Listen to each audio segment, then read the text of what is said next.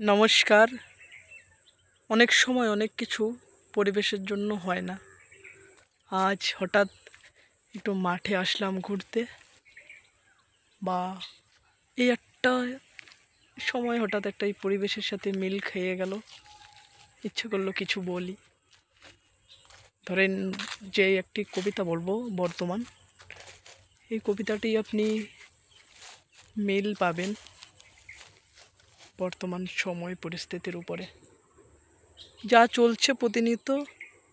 এই প্রতিনিয়ত চলা ঘটনাটা বর্তমান, তার সাথে এই কবিতাটা মিল খাবে।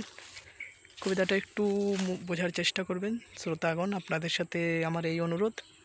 আমি কবিতাটি পড়ি, খুবই ক্ষুদ্র কবিতা, অনেক সংক্ষিপ্ত। তুমি আমি দুই জমিদার, যার জমি সে পাওনাদার, মধ্যেখানে একটি আল,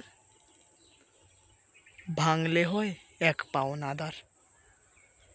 যে দিল তোমায় জমির ঠেকা, লোভে তুমি করতে চাইছো একা। এ কেমন তোমার বিচার বলো, বোধ বুদ্ধি সব গুলিয়ে গেল। তুমি আমি দুই প্রতিবেশী, সর্বদা করি রেষারেষি।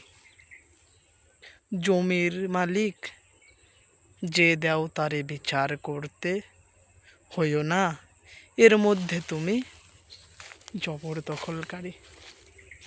অসংখ্য ধন্যবাদ কবিতাটি আপনারা সময় করে শোনার জন্য। একটু মিল পাবেন বোধহয় বর্তমান সময় পরিস্থিতির সাথে খুঁজলে। নমস্কার, ভালো থাকেন, সুস্থ থাকেন।